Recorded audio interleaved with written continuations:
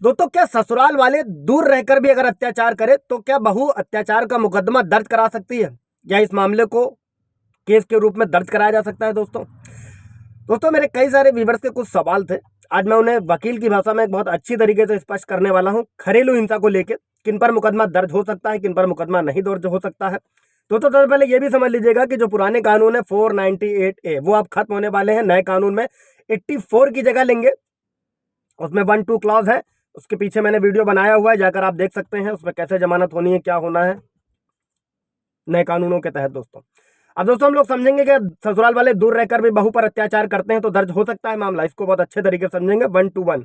दोस्तों वैसे तो हमारे देश में महिलाओं के लिए कानून तो बहुत अच्छे हैं, लेकिन इनका अनुपालन जो है वह बेहतर तरीके से नहीं होता है। दोस्तों जैसे मान लीजिए कई सारे मेरे व्यूवर्स का पीछे भी एक सवाल था कि अदालत से भरण पोषण का आदेश यानी मेंटेनेंस मिलने के बाद भी जब पति रकम देखरेख की रकम देने से मना कर देता है या नहीं देता है तो पत्नी क्या करती है, वो कोर्ट के कई चक्कर लगाने पड़ते हैं।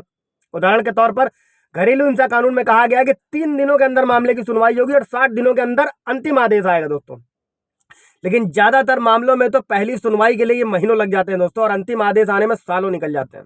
इसीलिए नए कानून आ रहे हैं, उस पर मैंने पीछे वीडियो बनाया हुआ है जिसमें हर एक जजमेंट का टाइम रखा गया है, 30 डेज, 60 डेज, 90 डेज। आप वीडियो देखकर अच्छे से समझ सकते हैं। मतलब जजमेंट अब टलेगा नहीं, खिसकेगा नहीं, डेडलाइन टाइम तय किया गया है दोस्तों नए कानून में। अच्छा दोस्तों, अब कानून के स्तर पर जिम्मेदारियां तय होने के बाद भी जब महिलाएं संघर्ष कर रही हैं, उन्हें मेडिकल टेस्ट की जानकारी नहीं है, वो समय रहते टेस्ट नहीं कराती तो घरेलू हिंसा का सबूत नहीं मिलता है, मुकदमे लंबे चलते हैं, इसलिए वो कहीं ना कहीं थक कर पीछे हट जाती है। दोस्तों इसलिए जो नए कानून को मजबूत किया गया है दोस्तों इन्हीं चीजों के लिए। अब आते हैं मेन मुद्दे पे दोस्तों कि सबसे पहले तो कानून में ऐसा कोई अनुमान नहीं है दोस्तों कि दूर रहने वाला रिश्तेदार हमेशा निर्दोष होता है, जब तक ये साबित ना हो जाए दोस्तों कि वो निर्दोष है, और जब तक कि कुछ पुख्ता सबूत या तरीके से पेश न किया जाए दोस्तों। और कई मामलों में पति और पत्नी से दूर रहने वाले रिश्तेदारों ने भी विवाहित जोड़ों के मामलों में दखल दिया है। आप लोगों ने भी सुना होगा, देखा होगा। इसी मामले में दोस्तों बॉम्बे हाई कोर्ट की नागपुर बेंच ने एक महिला उत्पीड़न के मामले में यह साफ किया था कि आईपीसी की धारा 498A के तहत ससुराल वाले साथ रहते हो या नहीं, लेकिन अगर लड़की प्रताड़ित है कहीं ना कहीं और वो जिनके भी नाम लेती है उन सब पर मुकदमा चलाया जा सकता है दोस्तों। और यह अहम टिप्पणी बॉम्बे हाईकोर्ट की नागपुर बेंच की है दोस्तों। कोर्ट ने महिला प्रताड़ना के एक मामले में पति और पति के रिश्तेदारों द्वारा जो दायर एक याचिका की सुनवाई के दौरान कि ससुराल वाले दूर रह रहे हैं, और इसका मतलब यह नहीं है कि वो बहू को परेशान नहीं कर सकते हैं, जब तक ये साबित नहीं हो जाता है दोस्तों तब तक सबके सब शक के घेरे में।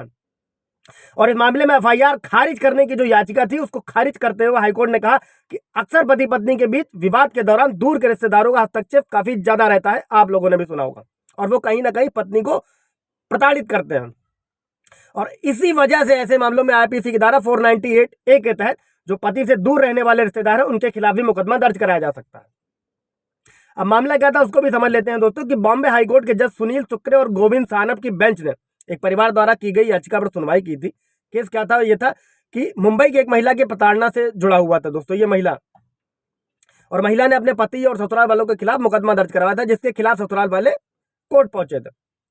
क्योंकि जोड़े की शादी जो थी वो 2007 में हुई थी और उनके 3 बच्चे हैं, जबकि 2017 में कहीं ना कहीं पत्नी को यह पता चलता है कि पति का एक्स्ट्रा मैरिटल अफेयर चल रहा है, और आरोप है कि पूछने पर पति ने महिला के साथ जो है वो मारपीट भी की थी, जिसके बाद महिला ने मामले की एफआईआर दर्ज कराई। अपनी एफआईआर में महिला ने आरोप लगाया कि उसके पति के माता पिता, भाई, बहन और को भी जो है पत्नी ने उसके रिश्तों के बारे में बताया था, लेकिन उन्होंने उसके साथ बात करने के बजाय जो था कि वो महिला के साथ ही गलत व्यवहार किया था उसके परिवार वालों ने। और शिकायत के मुताबिक ससुराल वालों ने दहेज के लिए 50,000 रुपए की मांग भी की थी, ऐसा पत्नी ने शिकायत में दर्ज कराया था।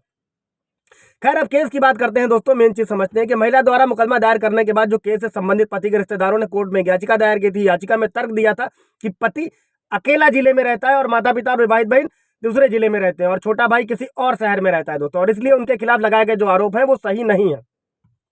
पर इसी मामले में बॉम्बे हाईकोर्ट की नागपुर बेंच ने जो रिश्तेदार थे, जो माता पिता बाकी भाई बहन थे, उनकी याचिका को खारिज किया, उसको अस्वीकार कर दिया दोस्तों।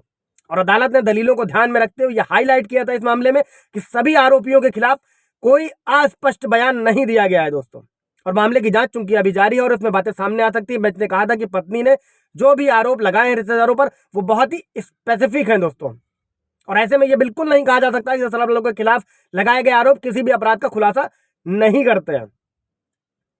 अब दोस्तों घरेलू हिंसा और 498A का जो प्रावधान है, मेरे एक व्यूअर ने भी पूछा था कि सर थोड़ा ब्रीफ में बताइएगा, उसको भी समझ लेते हैं।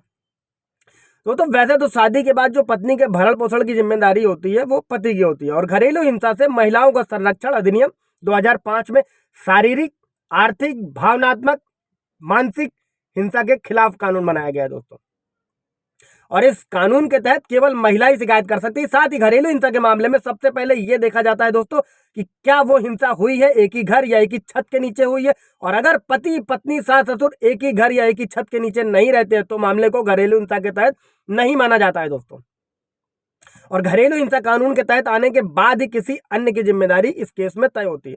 हालांकि 498A ऐसा नहीं है, इसमें आप साथ रहते हो या नहीं, लेकिन अगर लड़के प्रताड़ित है और जिनके भी नाम लेती उन सभी पर मुकदमा चलेगा। 498 अलग, घरेलू हिंसा अलग दोस्तों। कोई सवाल जवाब होगा दोस्तों पूछिएगा, वीडियो से रिलेटेड या कोई और क्वेरी होगी तो मैं उस पर वीडियो बनाकर या कमेंट करेंगे। मैंने ईमेल आईडी भी अपनी मेंशन की हुई है, जहां पर जाकर आप मेल कर सकते हैं अपनी क्वेरी, आपको उचित जवाब उचित समय पर मिल जाएगा दोस्तों। Thank you.